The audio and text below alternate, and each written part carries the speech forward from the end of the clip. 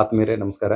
ನಾವು ಶೈಕ್ಷಣಿಕ ಮನೋವಿಜ್ಞಾನಕ್ಕೆ ಸಂಬಂಧಿಸಿದ ಮೊದಲನೇ ಅಧ್ಯಾಯದ ಕುರಿತು ಅಭ್ಯಾಸ ಮಾಡ್ತಿದ್ದೀವಿ. ಅದರಲ್ಲಿ 1.1, 1.2 ಮತ್ತು 1.3 ಈ 3 ಅಂಶಗಳ ಕುರಿತು ನಾವು ಅಭ್ಯಾಸ ಮಾಡಿದ್ದೀವಿ. ಇವತ್ತಿನ ಅವಧಿಯಲ್ಲಿ 1.4 ಮನೋವಿಜ್ಞಾನದ ಪಂಥಗಳು ಅಥವಾ ವಾದಗಳು ಅಂತ ಹೇಳಿ ಏನ್ ಕರಿತೀವಲ್ಲ, ಇದ್ರ ಕುರಿತು ನಾವು ಇವತ್ತು ಅಭ್ಯಾಸ ಮಾಡೋಣ. ಇದನ್ನ ಇಂಗ್ಲಿಷ್ನಲ್ಲಿ ಸ್ಕೂಲ್ಸ್ ಆಫ್ ಸೈಕಾಲಜಿ ಅಂತ ಹೇಳಿ ಕರೀತಾರೆ. ಸೊ ಇದರಲ್ಲಿ ಮುಖ್ಯವಾಗಿ ನಾವು ಯಾವೆಲ್ಲ ವಾದಗಳನ್ನ ಅಥವಾ ಪಂಥಗಳನ್ನ ಅಧ್ಯಯನ ಮಾಡೋದು ಅನ್ನೋದು ನೋಡ್ಕೊಂಡು ಆಮೇಲೆ ಒಂದೊಂದಾಗಿ ನಾವು ಅಭ್ಯಾಸ ಮಾಡ್ತಾ ಹೋಗೋಣ. ಮೊದಲನೇದು ಇದರಲ್ಲಿ ನಾವು ಸಂರಚನಾವಾದ ಅಂತ ಹೇಳಿ ಅಭ್ಯಾಸ ಮಾಡ್ತೇವೆ. ಇದನ್ನ ಕನ್ಸ್ಟ್ರಕ್ಟಿವಿಸಮ್ ಅಂತ ಹೇಳಿ ಕರಿತೀವಿ. ಎರಡನೇದು ಕ್ರಿಯಾವಾದ ಫಂಕ್ಷನಲಿಸಮ್ ಅಂತ ಹೇಳಿ ಕರಿತೀವಿ. ಮೂರನೇದು ವರ್ತನವಾದ ಬಿಹೇವಿಯರಿಸಮ್ ಅಂತ ಹೇಳಿ ಕರಿತೀವಿ. ನಾಲ್ಕನೇದು ಮಾನವತಾವಾದ ಹ್ಯುಮ್ಯಾನಿಸಮ್ ಅಂತ ಹೇಳಿ ಕರಿತೀವಿ. ಐದನೇದು ಗೆಸ್ಟಾಲ್ಟ್ವಾದ ಗೆಸ್ಟಾಲ್ಟಿಸಮ್ ಅಂತ ಹೇಳಿ ಕರಿತೀವಿ. ಆರನೇದು ಮನೋವಿಶ್ಲೇಷಣವಾದ ಸೈಕೋ ಅನಾಲಿಸಮ್ ಅಂತ ಹೇಳಿ ಕರಿತೀವಿ. ಆಮೇಲೆ ಜ್ಞಾನಾತ್ಮಕವಾದ ಕಾಗ್ನಿಟಿವಿಸಮ್ ಅಂತ ಹೇಳಿ ಕರಿತೀವಿ. ಮತ್ತು ಎಂಟನೇದು ಜ್ಞಾನ ಸಂರಚನಾವಾದ ಕನ್ಸ್ಟ್ರಕ್ಟಿವಿಸಮ್ ಅಂತ ಹೇಳಿ ಕರಿತೀವಿ. ಸೊ ಈ 8 ವಾದಗಳ ಕುರಿತು ಅಥವಾ ಪಂಥಗಳ ಕುರಿತು ನಾವು ಅಭ್ಯಾಸ ಮಾಡೋದ. ಇದರಲ್ಲಿ ಮತ್ತು ಕೆಲವೊಂದಿಷ್ಟು ಪಂಥಗಳು ಬರ್ತಾವ. ಆದ್ರೂ ಕೂಡ ನಾವು ಪ್ರಮುಖವಾದಂತಹ ಈ 8 ವಾದಗಳ ಕುರಿತು ನಾವು ಅಭ್ಯಾಸ ಮಾಡೋಣ. ಅದರಲ್ಲಿ ಇವತ್ತಿನ ಅವಧಿಯಲ್ಲಿ ಮೊದಲನೇ ಒಂದು ವಾದ ಸಂರಚನಾವಾದ ಅಂತ ಏನದಲ್ಲ, ಇದ್ರ ಕುರಿತು ನಾವು ಅಭ್ಯಾಸ ಮಾಡುವಂತ ಪ್ರಯತ್ನ ಮಾಡೋಣ. ಇದಕ್ಕೆ ಸಂಬಂಧಿಸಿದಂತೆ ಸಂರಚನಾವಾದಕ್ಕೆ ಸಂಬಂಧಿಸಿದಂತೆ ನಾವು ಯಾವೆಲ್ಲ ಅಂಶಗಳ ಕುರಿತು ಅಭ್ಯಾಸ ಮಾಡ್ತೇವೆ ಅಂತಂದ್ರೆ, ಮೊದಲನೇದು ಇದ್ರ ಪರಿಚಯವನ್ನು ನೋಡ್ಕೊಳ್ತೀವಿ. ಆಮೇಲೆ ಸಂರಚನಾವಾದದ ಅರ್ಥ ಏನನ್ನೋದು ನೋಡ್ತೀವಿ. ಆಮೇಲೆ ಬಳಸಿದ ವಿಧಾನ, ಈ ಸಂರಚನಾವಾದಕ್ಕೆ ಅವ್ರು ಯಾವ ವಿಧಾನವನ್ನ ಬಳಸ್ಕೊಂಡ್ರು ಅನ್ನೋದನ್ನ ಅಭ್ಯಾಸ ಮಾಡ್ತೀವಿ. ಆಮೇಲೆ ಸಂರಚನಾವಾದದ ಲಕ್ಷಣಗಳನ್ನ, ಆಮೇಲೆ ಇದರ ಪ್ರಯೋಜನಗಳಂತಂದ್ರೆ ಅದ್ರ ಗುಣಗಳು, ಆಮೇಲೆ ಅದರ ದೋಷಗಳು, ಆಮೇಲೆ ಅದರ ಸಮಾರೋಪ. ಸೊ ಇವಿಷ್ಟ ಅಂಶಗಳನ್ನ ನಾವಿಲ್ಲಿ ಅಭ್ಯಾಸ ಮಾಡೋದ. ಸೊ ಮೊದಲನೇ ಒಂದು ಅಂಶ ಪರಿಚಯ ಅಂತ ಏನದಲ್ಲ, ಇದನ್ನ ನಾವು ನೋಡ್ಕೊಳ್ತಾ ಹೋಗೋಣ. ಮನೋವಿಜ್ಞಾನದ ಈ ಸಂರಚನಾವಾದ ಏನದಲ್ಲ, ಇದು ಮನೋವಿಜ್ಞಾನದ ಅತ್ಯಂತ ಹಳೆಯ ಮತ್ತು ಮೊದಲ ಶಾಲೆಗಳಲ್ಲಿ ಒಂದಾಗಿದೆ. ಇಲ್ಲಿ ಶಾಲೆ ಅಂತಂದ್ರೆ ಆಕ್ಚುಲಿ ಕನ್ನಡ ಟ್ರಾನ್ಸ್ಲೇಷನ್ ಮಾಡ್ಬೇಕಾದ್ರೆ ಅಲ್ಲಿ ಸ್ಕೂಲ್ ಅಂತ ಬಂದಿರೋದ್ರಿಂದ ಶಾಲೆ ತಗೋತಾರ. ನೀವು ಪ್ರತಿ ಸಲ ಪುಸ್ತಕದಾಗೂ ಕೂಡ ಶಾಲೆ ಅಂತ ಬಂದಾಗ ನೀವು ಅರ್ಥ ಮಾಡ್ಕೊಳ್ಬೇಕು, ಅದು ಪಂಥ ಅಥವಾ ವಾದ ಅಂತೇಳಿ ತಾವು ತಿಳ್ಕೊಳ್ಬೇಕು. ಈ ಶಬ್ದಕ್ಕೆ ಸರಿ ಸಮಾನವಾದ ಶಬ್ದ ಅದಲ್ರಿ, ಪಂಥ ಅಥವಾ ವಾದ ಅಂತ ಹೇಳಿ ತಿಳ್ಕೊಬೇಕು. ಸೊ ಆ ಆರಂಭಿಕ ಒಂದು ವಾದಗಳಲ್ಲಿ ಇದು ಮೊದಲಾಗಿತ್ತು ಅಂತಂದ್ರೆ ಅತ್ಯಂತ ಹಳೆಯದಾದಂತ ಒಂದು ವಾದ ಇದಾಗ್ಯದ. ಸೊ ಈ ವಾದವನ್ನ ವಿಲ್ ಹೆಲ್ಮ್ ಊಂಟ್ ಜರ್ಮನಿಯ ಮನೋವಿಜ್ಞಾನಿ ಏನಿದ್ರಲ್ಲ, ಅವರು ಇದನ್ನು ಪ್ರಾರಂಭಿಸಿದ್ರು. ನಂತರ ಅವರ ಶಿಷ್ಯನಾದಂತಹ ಎಡ್ವರ್ಡ್ ಬಿ ಟಿಚ್ನರ್ ಅಂತ ಏನಿದ್ದಲ್ಲ, ಈತ ಇದನ್ನ ಅಭಿವೃದ್ಧಿ ಪಡಿಸ್ತಾ ಹೋದ್ರು.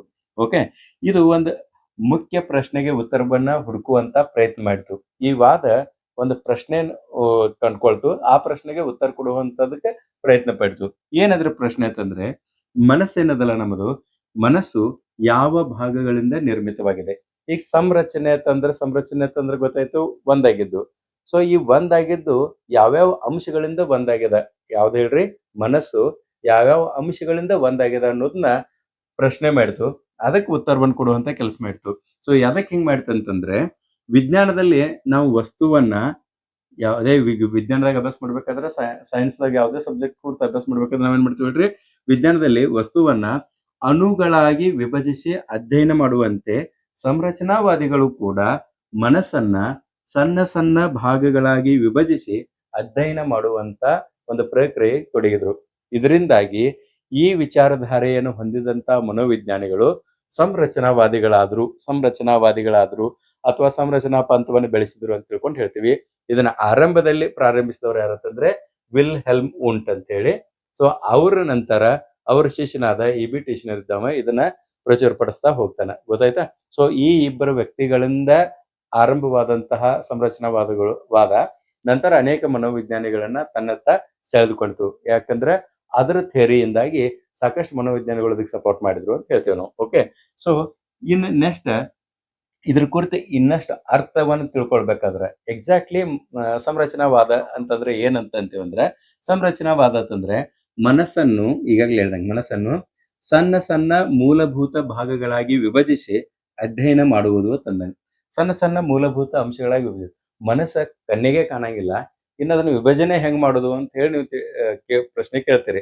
ಸೊ ಇಲ್ಲಿ ಸಿಂಪಲ್ ಆಗಿ ತಿಳ್ಕೊಳ್ಬೇಕು, ಮನಸ್ಸು ಕಣ್ಣಿಗೆ ಕಾಣಂಗಿಲ್ಲ, ಬಟ್ ಮನಸ್ಸಿನ ಪ್ರಕ್ರಿಯೆಗಳು ಏನಿದಾವಲ್ಲ ಅವೆಲ್ಲ ಗೊತ್ತಾಗ್ತಾವ. ಹೀಗಾಗಿ ನಾವು ಉದಾಹರಣೆ ತೆಗೆದುಕೊಂಡು ಇದಕ್ಕೆ ಅತಿ ಕ್ಲಿಯರ್ ಮಾಡುವಂತ ಪ್ರಯತ್ನವನ್ನು ಮಾಡ್ತೀನಿ. ಈಗ ನೋಡ್ರ ಏನೇನೈತೆ ಅಂದ್ರೆ, ಮನಸ್ಸು ಹೆಂಗೆ ಇರ್ತದ ಅನ್ನೋದು, ಇವೆಲ್ಲ ಮನಸ್ಸಿನ ಭಾವಗಳು. ಒಂದೇದು ಅನುಭವಗಳು ಮನುಷ್ಯನಾಗ ಏನಿರ್ತಾವಲ್ರಿ ಸಾಕಷ್ಟು ಅನುಭವಗಳು ಇರ್ತಾವ. ಏನೇನ್ ಅನುಭವಗಳು ಅಂತಂದ್ರೆ ಸಾಮಾನ್ಯವಾಗಿ ನಾವು ಏನೆಲ್ಲಾ ನೋಡ್ತೇವಿ ಅನ್ನೋದ್ ನೋಡ್ತೀವಿ, ಕೇಳ್ತೀವಿ, ಸ್ಪರ್ಶ ಮಾಡ್ತೀವಿ. ಇಂಥವು ಸಾಕಷ್ಟು ಬರ್ತಾವ. ನಾವು ದಿನನಿತ್ಯದಲ್ಲಿ ಎಷ್ಟೋ ಘಟನೆಗಳನ್ನ ನೋಡ್ತೇವೆ. ಎಷ್ಟೋ ವ್ಯಕ್ತಿಗಳು ಹೇಳಿದಂತ ವಿಷಯಗಳನ್ನ ಕೇಳ್ತೇವೆ. ಆಮೇಲೆ ಎಷ್ಟೋ ವಸ್ತುಗಳನ್ನ ನಾವು ಸ್ಪರ್ಶ ಮಾಡ್ತೇವೆ. ಇವೆಲ್ಲಾನು ಕೂಡ ನಮ್ಮ ಮನಸ್ಸಿನ ಅನುಭವಗಳು ತಂದಂಗೆ ಗೊತ್ತಾಯ್ತಾ? ಮನಸ್ಸಿನ ಅನುಭವಗಳು. ಆಮೇಲೆ ಎರಡನೇದು ಭಾವನೆಗಳು. ಭಾವನೆಗಳು ಅಂತಂದ್ರೆ ಪ್ರತಿಯೊಬ್ಬ ವ್ಯಕ್ತಿಗೂ ಭಾವನೆಗಳು ಇದ್ದೇ ಇರ್ತಾವ. ಅದು ಎಲ್ಲರಲ್ಲೂ ಭಾವನೆಗಳು ಇರ್ತಾವ, ಸೇಮ್ ಇರ್ತಾವ. ಎಲ್ಲರೂ ಕೂಡ ಸಂತೋಷಗೊಳ್ತಾರೆ, ಎಲ್ಲರೂ ಕೂಡ ದುಃಖಗೊಳ್ತಾರೆ, ಎಲ್ಲರೂ ಕೂಡ ಕೋಪಗೊಳ್ತಾರೆ, ಎಲ್ಲರೂ ಕೂಡ ಶಾಂತವಾಗಿರ್ತಾರೆ. ಇಂಥವು ಮನಸ್ಸಿನ ಭಾವನೆಗಳೇನದಾವಲ್ಲ, ಈ ಭಾವನೆಗಳು. ಆಮೇಲೆ ಮೂರನೇದು ಅಂಶ ಏನಂತಂದ್ರೆ ಮನಚಿತ್ರಗಳು ತಾನೆ. ಮನಸ್ಸಿನಲ್ಲಿ ಅನೇಕ ನೋಡಿದಂತ ವಸ್ತುಗಳನ್ನ ನಾವು ಯಥಾ ರೀತಿಯಾಗಿ ನೆನ್ಪಿಟ್ಕೊಳ್ಳುವಂತ ಪ್ರಕ್ರಿಯೆ ಮಾಡ್ತೇವಲ್ಲ. ಸೊ ಇವೆಲ್ಲಾನು ಕೂಡ ಏನ್ ಹೇಳ್ರಿ, ಮನಸ್ಸಿನ ವಿವಿಧ ಅಂಶಗಳು ಅಂತಂದಂಗ. ಇಲ್ಲಿ ಏನ್ ನಾವು ಅಭ್ಯಾಸ ಮಾಡೋದು ಹೇಳ್ರಿ, ಮನಸ್ಸನ್ನ ಸಣ್ಣ ಸಣ್ಣ ಮೂಲಭೂತ ಭಾಗಗಳಾಗಿ ವಿಭಜಿಸಿ ಅಧ್ಯಯನ ಮಾಡೋದದ. ಹಂಗಾದ್ರೆ ಮನಸ್ಸಿನ ಸಣ್ಣ ಸಣ್ಣ ಅಂಶಗಳು ಯಾವ? ಇವ ಅಂಶಗಳು, ಅನುಭವಗಳು, ಭಾವನೆಗಳು, ಮನಚಿತ್ರಗಳು. ಹಂಗಾದ್ರೆ ಇವು ಇಷ್ಟೇ ಅದಾವನ? ಇಲ್ಲ. ಇದನ್ನ ಬಿಟ್ಟು ಕೂಡ ಮನುಷ್ಯನಾಗ ಏನೇನ್ ಜరుగుತ್ತದ ಅವೆಲ್ಲಾನು ಕೂಡ ಸಣ್ಣ ಸಣ್ಣ ಅಂಶಗಳದಾವ. ಈ ಸಣ್ಣ ಸಣ್ಣ ಅಂಶಗಳನ್ನ ಪ್ರತ್ಯೇಕವಾಗಿ ಅಭ್ಯಾಸ ಮಾಡ್ಕೊಂಡು ಅವುಗಳನ್ನ ಒಂದುಗೂಡಿಸುವಂತ ಪ್ರಕ್ರಿಯೆ ಏನದಲ್ಲ, ಅದಕ್ಕೆ ನಾವು ಸಂರಚನಾವಾದ ಅಂತೀವಿ. ಬಹುಶಃ ಈ ಉದಾಹರಣೆ ಮೂಲಕ ತಮಗೆ ಗೊತ್ತಾಗಿದೆ ಅಂತ ತಿಳ್ಕೊತೀನಿ. ಆದ್ರೂ ಕೂಡ ಇನ್ನಷ್ಟು ಕ್ಲಿಯರ್ ಹೋಗ್ಬೇಕಾದ್ರೆ ಒಂದು ಉದಾಹರಣೆ ನೋಡೋಣ. ಫಾರ್ ಎಕ್ಸಾಂಪಲ್, ನೀವ ಒಂದು ಮಾವಿನ ಹಣ್ಣು ತಿಂದ್ರಿ ಅಂತ ತಿಳ್ಕೊಳ್ಳೋಣ. ಎಕ್ಸಾಂಪಲ್, ನೀವು ಮಾವಿನ ಹಣ್ಣು ತಿಂದಾಗ, ಒಂದು ಮಾವಿನ ಹಣ್ಣು ತಿಂದ ಕೂಡಲೇ ನಮಗೆ ಏನೇನು ಅನಿಸ್ತದ ಅನ್ನೋದು ನಾವು ಹೇಳ್ತೇವೆ. ಸಿಂಪಲ್ ಆಗಿ ನಾವು ಹೇಳ್ಬೇಕಾದ್ರೆ ಏನ್ ಹೇಳ್ತೀವಿ? ಮಾವಿನ ಹಣ್ಣು ತಿಂದು ಚಲೋ ಇತ್ತು, ರುಚಿ ಇತ್ತು, ಮುಗೀತಿಷ್ಟೇ. ಬಟ್ ಅದನ್ನ ನಾವು ವಿವಿಧ ಅಂಶಗಳಾಗಿ ನಾವು ಅದನ್ನ ಉತ್ತರವನ್ನು ಕಂಡುಕೊಂಡಾಗ ಏನೇನಾಗ್ತದೆ ಅಂದ್ರೆ, ಫಸ್ಟ್ ನೋಡ್ರಿ, ಸಂರಚನಾವಾದದ ಪ್ರಕಾರ ಈಗ ನಾವು ಒಂದು ಮಾವಿನ ಹಣ್ಣು ತಿಂದೇವೆ. ಸಂರಚನಾವಾದಿಗಳು ಹೇಳ್ದಂಗೆ ನಾವು ಅದ್ರ ಎಕ್ಸ್ಪ್ಲನೇಷನ್ ಮಾಡ್ಬೇಕಲ್ಲ, ಆ ಮಾವಿನ ಹಣ್ಣು ತಿಂದಿದ್ರ ಕುರಿತ. ಸೊ ಏನೇನತ್ತಂದ್ರೆ, ನಾವು ಒಂದೇದು ರುಚಿ ಐತಿ ಅಂತ ಹೇಳ್ತೇವೆ. ರುಚಿದಾಗ ಏನ ಸಿಹಿ ಅದ ಅಂತ ಹೇಳ್ತೇವೆ. ಎರಡನೇದು ವಾಸನೆ ನೋಡ್ತೇವೆ ಮಾವಿನ ಹಣ್ಣದ. ಈಗ ನೋಡ್ರಿ, ನೀವು ಶೇಖರಣೆ ಮಾಡುವಂತ ಮಾವಿನ ಹಣ್ಣದ ವಾಸನೆ ನೋಡಿದಾಗ ಎಷ್ಟು ಸ್ಮೆಲ್ ಮಸ್ತ್ ಅನಿಸ್ತದೆ. ಸೊ ಅದನ್ನ ನೀವು ವಾಸನೆಯನ್ನು ಕೂಡ ನೋಡ್ತೀರಿ. ಆ ವಾಸನೆ ಕುರಿತು ಕೂಡ ನೀವು ಎಕ್ಸ್ಪ್ರೆಷನ್ ತೋರಿಸ್ತೀರಿ, ವಾ ಅಂತ ಹೇಳಿ ಹಿಂಗ ಎಕ್ಸ್ಪ್ರೆಷನ್ ತೋರಿಸ್ತೀರಿ. ಆಮೇಲೆ ಬಣ್ಣ ನೋಡ್ತೀರಿ. ಹಳದಿ ಕಲರ್ ಬಣ್ಣ ಇತ್ತು ಅಂತ ತಿಳ್ಕೊಂಡ್ರೆ ಅದು ಬಹಳ ಹಣ್ಣದ ಮತ್ತೆ ಅಗದಿ ಯೋಗ್ಯ ಅದ ತಿನ್ಲಿಕ್ಕೆ ಅಂತ ಹೇಳಿ ತಿಳ್ಕೊತೀರಿ. ಆಮೇಲೆ ಸಂತೋಷದ ಭಾವನೆಯನ್ನು ವ್ಯಕ್ತಪಡಿಸಿರಿ. ಒಂದು ನಮಗ್ ಬೇಕಾದ ವಸ್ತು ಪರ್ಫೆಕ್ಟ್ ಆಗಿ ಸಿಕ್ತ ಅಂತ ತಿಳ್ಕೊಳ್ರಿ, ಮನಸ್ಸಿನಾಗ ಒಂದ್ ನಮ್ನೆ ಅಗದಿ ಖುಷಿಯಾಗಿ ಬಿಡ್ತದ. ಅದ್ ಸಿಗ್ಲಿಲ್ಲ ಅಂತ ತಿಳ್ಕೊಳ್ರಿ, ಆಮೇಲೆ ಬಹಳಷ್ಟು ನಾವು ಇದ್ ಮಾಡ್ಕೊಳ್ತೇವೆ, ಏನ್ ಹೇಳ್ರಿ, ಗೊಂದಲಗಳನ್ನ ಮಾಡ್ಕೊತೀವಿ. ಗೊತ್ತಾಯ್ತಾ? ಸೊ ಅಂದ್ರೆ ಇದು ಮನಸ್ಸಿನ ರಚನೆ ಅಂದ್ರೆ ಸ್ಟ್ರಕ್ಚರ್ ಏನಿತ್ತಲ್ಲ ಅದನ್ನ ಅಧ್ಯಯನ ಮಾಡುತ್ತದೆ ಅಂತ ಹೇಳ್ತೇವೆ ನಾವು. ಗೊತ್ತಾಯ್ತಾ?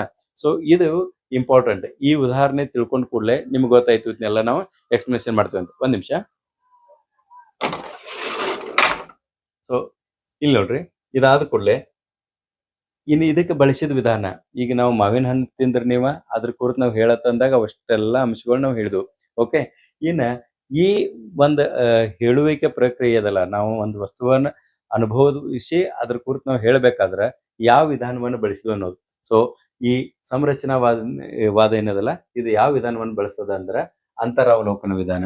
ನಾವೇನು ಮನೋವಿಜ್ಞಾನದ ವಿಧಾನಗಳನ್ನ ಅಭ್ಯಾಸ ಮಾಡ್ಕೊತಿದ್ವಲ್ಲ, ಅದ್ರಾಗ ಮೊದಲನೇ ವಿಧಾನವನ್ನ ಅಭ್ಯಾಸ ಮಾಡಿದ್ದು ಅಂತರಾವಲೋಕನ ವಿಧಾನ. ಅದಕ್ಕೆ ಇಂಗ್ಲಿಷ್ನಾಗ ಇಂಟ್ರಾಸ್ಪೆಕ್ಷನ್ ಮೆಥಡ್ ಅಂತ ಹೇಳಿ ಕರಿತೀವಿ. ಸೊ ಸಂರಚನಾವಾದಿಗಳು ಕೂಡ ಇದೇ ವಿಧಾನವನ್ನ ಬಳಸಿದ್ರು. ಅಂತರಾವಲೋಕನ ಅಂದ್ರೆ ಮತ್ತೊಮ್ಮೆ ಹೇಳೋದು ಅವಶ್ಯಕತೆ ಇಲ್ಲ ಅಂತ ತಿಳ್ಕೊಂಡಿದ್ದೀನಿ. ನಮ್ಮನ್ನ ನಾವು ಒಳಹೊಕ್ಕ ನೋಡುವುದೇನದಲ್ಲ, ಅದಕ್ಕೆ ಅಂತರಾವಲೋಕನ ಅಂತ ಹೇಳಿ ಕರಿತೀವಿ. ಸೊ ಇಲ್ಲಿ ಸರಳವಾಗಿ ಹೇಳ್ಬೇಕಾದ್ರೆ ಅಂತರಾವಲೋಕನ ಅಂತಂದ್ರೆ ಸ್ವಂತ ಮನಸ್ಸಿನೊಳಗೆ ನೋಡಿಕೊಂಡು ತಾವು ಅನುಭವಿಸುವ ವಿಚಾರಗಳನ್ನ ವಿವರಿಸೋದು ತಂದಂಗೆ.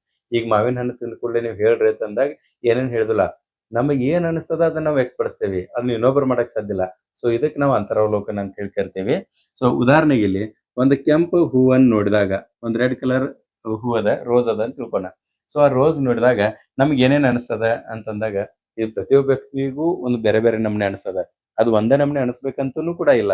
ಈಗ ಫಾರ್ ಎಕ್ಸಾಂಪಲ್ ಈ ಹೂವನ್ನು ನೋಡಿದಾಗ, ಈಗ ಒಂದೊಂದು ಇತರ ಭಾಷಣದಾಗೆಲ್ಲ ಉದಾಹರಣೆ ಕೊಡ್ತಿದ್ರು ನೋಡ್ರಿ. ಒಂದು ಗುಲಾಬಿ ಹೂವನ್ನ ಒಬ್ಬ ಆರ್ಟ್ಸ್ ವ್ಯಕ್ತಿ ನೋಡಿದ, ಅವ ಅದ್ರ ಕುರಿತು ಒಂದು ಹಾಡ ಬರೆದ್ ಬಿಡ್ತಾನ.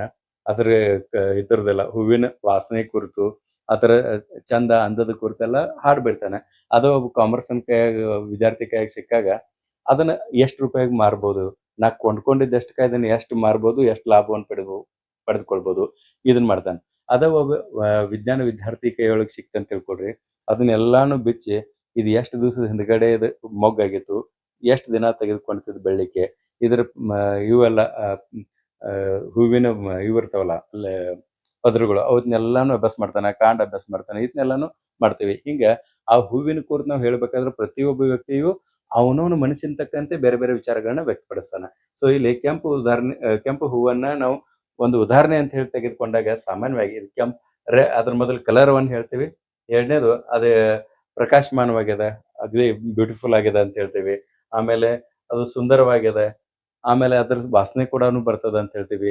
ಇದನ್ನ ಎಲ್ಲಿ ಉಪಯೋಗಿಸ್ಬೋದು ಅಂತ ಹೇಳ್ತೀವಿ. ಸೊ ಇಂಥವು ಎಲ್ಲಾನು ಕೂಡ ಕೆಲವೊಂದು ವಸ್ತುಗಳನ್ನ ತೆಗೆದುಕೊಂಡಾಗ ಅದ್ರ ಕುರಿತು ನಾವ್ ಏನ್ ಹೇಳ್ತೀವಲ್ಲ ಅದಕ್ಕೆ ನಾವು ಬಳಸುವಂತ ವಿಧಾನ ಯಾವ್ದು ಹೇಳ್ರಿ? ಅಂತರಾವಲೋಕನ ವಿಧಾನ ಅಂತೇಳಿ. ಓಕೆ. ಸೊ ಇದು ಸಂರಚನಾವಾದ ಬಳಸುವಂತ ವಿಧಾನ ಆಯ್ತು. ಇನ್ನ ಸಂರಚನಾವಾದದ ಲಕ್ಷಣಗಳು. ಏನ್ ಇದ್ರ ಲಕ್ಷಣಗಳು ಅದಾವ ಅನ್ನೋದು ನೋಡ್ರಿ. ಮೊದಲನೇದು, ಮನಸ್ಸಿನ ರಚನೆಗೆ ಹೆಚ್ಚಿನ ಮಹತ್ವವನ್ನು ಕೊಡ್ತದೆ. ಒಂದನೇದು. ಯಾಕಂದ್ರೆ ಇದು ಮನಸ್ಸಿನ ರಚನೆ. ಈಗಾಗ್ಲೇ ಹೇಳಿಲ್ಲ, ಮನಸ್ಸಿನ ರಚನೆ ಅಂತಂದ್ರ ಸಣ್ಣ ಸಣ್ಣ ಅಂಶಗಳು ಇರ್ತಾವಲ್ಲ, ಆ ಅಂಶಗಳನ್ನ ಒಂದುಗೂಡಿಸೋದಕ್ಕ ಸಂರಚನೆ ಅಂತ ಹೇಳಿ ಕರಿತೀವಿ. ಇದು ಆ ಕೆಲಸವನ್ನ ಮಾಡ್ತದೆ. ಈ ಎಕ್ಸಾಂಪಲ್ ನಾ ಹೇಳಿದ್ನಲ್ಲ, ಮಾವಿನ ಹಣ್ಣು ತಂದ ಕೂಡಲೇ ಅದ್ರ ಎಷ್ಟು ವಿಧ ಇದಾವ ಅನ್ನೋದೆಲ್ಲ ಹೇಳ್ಕೊಂಡ ಅಂದ್ರೆ ಅದನ್ನೆಲ್ಲ ಅಂಶವಾಗಿ ನಾವು ಎಕ್ಸ್ಪ್ಲೇಷನ್ ಮಾಡೋದು. ಆಮೇಲೆ ಒಗ್ಗೂಡಿಸಿದ ಒಂದ್ ಸ್ಥಿತಿ ಏನಿರ್ತಲ್ಲ ಅದಕ್ಕೆ ಸಂರಚನೆ ಅಂತ ಹೇಳಿ ಕರಿತೀವಿ. ಸೊ ಇದು ಮನಸ್ಸಿನ ಸಂರಚನೆಗೆ ಹೆಚ್ಚಿನ ಮಹತ್ವ ಕೊಡ್ತದೆ. ಎರಡನೇದು, ಅನುಭವಗಳನ್ನು ಸಣ್ಣ ಅಂಶಗಳಾಗಿ ವಿಭಜಿಸ್ತದೆ. ಈಗಾಗಲೇ ಹೇಳ್ದಂಗೆ ಅದನ್ನ ಎಕ್ಸ್ಪ್ಲೇಷನ್ ಮಾಡಿದಾನೆ. ಮೂರನೇದು, ಅಂತರಾವಲೋಕನ ವಿಧಾನವನ್ನ ಇದು ಬಳಕೆ ಮಾಡ್ತದೆ. ಈ ವಾದ ಅಂತರಾವಲೋಕನ ವಿಧಾನವನ್ನ ಬಳಕೆ ಮಾಡ್ತದೆ. ಮತ್ ನಾಲ್ಕನೇದು, ಮನಸ್ಸು ಮೂಲಭೂತ ಅಂಶಗಳ ಸಮೂಹ ಎಂದು ನಂಬಿಕೆಯನ್ನು ಇಟ್ಟದ. ಮನಸ್ಸು ಹೆಂಗೈತಿ ಹೇಳ್ರಿ? ಮೂಲಭೂತ ಅಂಶಗಳ ಸಮೂಹ. ಈಗ ನಾ ಹೇಳಿನಲ್ಲ, ಭಾವನೆಗಳು, ಹೇಳಿನಲ್ಲ, ಕೋಪಗೊಳ್ಳೋದು, ಸಂತೋಷಗೊಳ್ಳೋದು, ಇಂಥವು ಏನು ಸ್ಪರ್ಶ, ಇಂಥವು ಎಲ್ಲಾನು ಕೂಡ ಸಣ್ಣ ಸಣ್ಣ ಅಂಶಗಳ ಸಮೂಹವೇ ಮನಸ್ಸು ಅಂತ ಹೇಳ್ತೇವೆ. ಇದನ್ನ ಅಭ್ಯಾಸ ಮಾಡೋದು ಏನದಲ್ಲ ಅದ ಸಂರಚನಾವಾದದನ್ನ. ಇನ್ನು ಐದನೇದು, ಚೇತನ ಅಂತಂದ್ರೆ ಕಾನ್ಸಿಯಸ್ನೆಸ್ ಅನ್ನ ವೈಜ್ಞಾನಿಕವಾಗಿ ಅಧ್ಯಯನ ಮಾಡುವಂತಹ ಒಂದು ವ್ಯವಸ್ಥೆ ಈ ಒಂದು ವಾದದಲ್ಲಿ ಇದೆ. ಕಾನ್ಸಿಯಸ್ನೆಸ್ ಅಂದ್ರೆ ಜಾಗೃತ ಅವಸ್ಥೆಯನ್ನು ವೈಜ್ಞಾನಿಕವಾಗಿ ಅಧ್ಯಯನ ಮಾಡುವಂತಹ ಒಂದು ಪ್ರಕ್ರಿಯೆಯನ್ನ ಈ ವಾದ ಹೊಂದಿದೆ ಅಂತ ಹೇಳ್ತೀವಿ ನಾವು. ಇದಿಷ್ಟು 5 ಸಂರಚನಾವಾದದ ಲಕ್ಷಣಗಳದು. ಇನ್ನು ಮುಂದುವರೆದು ಇದ್ರ ಕುರಿತು ನೋಡ್ಬೇಕಾದ್ರೆ ಇದ್ರ ಪ್ರಯೋಜನಗಳು ಅಥವಾ ಲಾಭಗಳು ಅಂತ ಹೇಳಿ ಏನದಲ್ಲ ಅದನ್ನ ನಾವು ನೋಡ್ಬೇಕಾದ್ರೆ ಏನಿದ್ರ ಲಾಭ ಅಂತಂದ್ರೆ, ಒಂದನೇದು, ಮನೋವಿಜ್ಞಾನವನ್ನ ವಿಜ್ಞಾನವಾಗಿ ಸ್ಥಾಪಿಸ್ತು. ಮೊದಲೆಲ್ಲಾನು ಕೂಡ ಈ ವಿಲ್ಹೆಲ್ಮ್ ಮುಂಟ್ ಮೊದಲೇನ ಪ್ರಯೋಗ ಶಾಲೆಯನ್ನ ತೆಗಿಯೋಕ್ಕಿಂತ ಪೂರ್ವದಲ್ಲಿ ಅಂದ್ರೆ ಪ್ರಾರಂಭಿಸೋಕ್ಕಿಂತ ಪೂರ್ವದಲ್ಲಿ 1879ಕ್ಕಿಂತ ಪೂರ್ವದಲ್ಲಿ ಮನೋವಿಜ್ಞಾನ ವಿಜ್ಞಾನವಾಗಿ ಮಾರ್ಪಟ್ಟಿರ್ಲಿಲ್ಲ. ಸೊ ಯಾವಾಗ ಪ್ರಯೋಗಕ್ಕೆ ಒಳಪಡಿತಲ್ಲ, ಪ್ರಯೋಗ ಶಾಲೆಯನ್ನು ಪ್ರಾರಂಭಿಸಲ್ಲ, ಅವಾಗಿಂದ ಅದ ವಿಜ್ಞಾನವಾಗಿ ಅದ ಪರಿವರ್ತನೆ ಹೊಂದಿತು. ಸೊ ಸಂರಚನಾವಾದಿಗಳಿಂದ ಮನೋವಿಜ್ಞಾನ ವಿಜ್ಞಾನದ ರೂಪವನ್ನು ಪಡಿತು ಅಂತ ಹೇಳ್ತೀವಿ.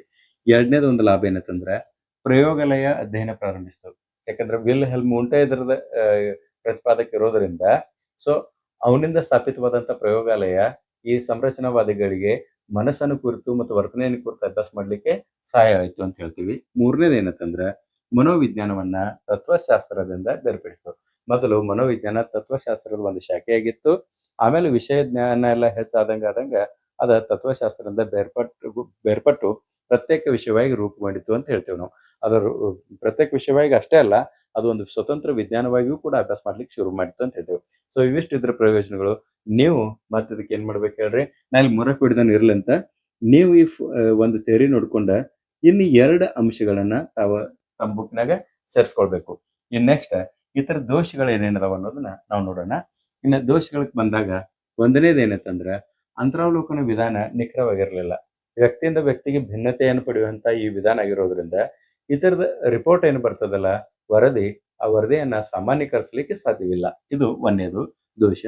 ಎರಡನೇದಂದ್ರ, ಪ್ರತಿಯೊಬ್ಬರ ಉತ್ತರ ಬೇರೆ ಬೇರೆ ಆಗ್ಬೋದು. ನಾ ಈಗ ಇದೇ ಹೇಳಿದ್ನಲ್ಲ, ಒಂದು ಗುಲಾಬಿ ಹೂವಿನ ಉತ್ತರವನ್ನ ನಾವು ಒಂದೇ ಟೈಪ್ ಬರ್ತದ ಅಂತ ತಿಳ್ಕೊಂಡು ಹೇಳಕ್ ಆಗಂಗಿಲ್ಲ. ಬಟ್ ವಿಜ್ಞಾನ ಅಂತ ಕರೆಸ್ಕೊಳ್ಬೇಕಾದ್ರೆ 10 ಹಲವು ಜನ ಅದನ್ನ ಪರೀಕ್ಷೆ ಒಳಪಟ್ಟಾಗ್ಲೂ ಕೂಡ ಅದ್ರ ರಿಪೋರ್ಟ್ ಒಂದೇ ಬರ್ತದೆ, ವರದಿ ಒಂದೇ ಬರ್ತದೆ. ಸೊ ನಿರ್ಣಯಿಸಲಿಕ್ಕೆ ಅಲ್ಲಿ ಅನುಕೂಲ ಆಗ್ತದೆ, ಸಾಮಾನ್ಯೀಕರಣ ಮಾಡಲಿಕ್ಕೂ ಕೂಡ ಅದು ಅನುಕೂಲ ಆಗ್ತದೆ. ಬಟ್ ಇಲ್ಲಿ ಈ ವಿಷಯಕ್ಕೆ ಬಂದಾಗ ಏನಾಗ್ತದೆ ಹೇಳ್ರಿ? ಒಂದೇ ಆದ ಉತ್ತರ ಬರ್ಲಿಕ್ಕೆ ಸಾಧ್ಯ ಆಗಂಗಿಲ್ಲ. ಇನ್ನು ಮೂರನೇದೇನಂದ್ರೆ, ಮಕ್ಕಳ ಮತ್ತು ಪ್ರಾಣಿಗಳ ಮೇಲೆ ಅಧ್ಯಯನ ಕಷ್ಟ. ಇದ್ರ ಕೊಟ್ಟು ಯಾಕಂದ್ರೆ ಸಣ್ಣ ಮಕ್ಕಳು ಅಂತರಾವಲೋಕನ ಮಾಡ್ಕೊಂಡು ಹೇಳತ್ತಂದ್ರೆ ಏನ್ ಹೇಳೋ ಸಾಧ್ಯ ಇಲ್ಲ. ಪ್ರಾಣಿಗಳೇನ್ ಮಾತಾಡ್ತಾವ? ಸೊ ಅವುಗಳಿಗೂ ಕೂಡ ಅಂತರಾವಲೋಕನ ವಿಧಾನ ಮಾಡ್ಲಿಕ್ಕೆ ಸಾಧ್ಯ ಇಲ್ಲ. ಎಲ್ಲಿ ಅಂತರಾವಲೋಕನ ವಿಧಾನ ಮಾಡ್ಲಿಕ್ಕೆ ಸಾಧ್ಯ ಇಲ್ಲ, ಅಲ್ಲಿ ಸಂರಚನಾವಾದ ಫೇಲ್ ಆಗ್ಲಿಕ್ಕೆ ಶುರು ಆಗ್ತದೆ. ಒಟ್ಟಾರೆ ಕೆಲವೊಂದಷ್ಟು ದೋಷ ಮತ್ತು ಒಳ್ಳೆ ಗುಣಗಳನ್ನು ಹೊಂದಿದ್ರು ಕೂಡ ಸಂರಚನಾವಾದ ಏನದಲ್ಲ ಇದು ಮನೋವಿಜ್ಞಾನದ ಮೊದಲ ಶಾಖೆಯಾಗಿತ್ತು. ಮೊದಲ ಒಂದು ವಾದ ಆಗಿತ್ತು, ಪಂಥವಾಗಿತ್ತು ಅನ್ನೋದು ನಾವು ಮರಿಲಿಕ್ಕೆ ಸಾಧ್ಯ ಇಲ್ಲ. ಮತ್ತು ಇದು ಮನೋವಿಜ್ಞಾನವನ್ನ ವಿಜ್ಞಾನದ ದರ್ಜೆಯನ್ನು ಕೊಡ್ತು ಅಂತ ಹೇಳ್ತೀವಿ. ಆಮೇಲೆ ಇದಕ್ಕೆ ಕೆಲವು ಮಿತಿಗಳು ಇದ್ರೂ ಕೂಡ ನಂತರ ಬಂದಂತಹ ಫಂಕ್ಷನಲಿಸಂ ಇದಕ್ಕೆ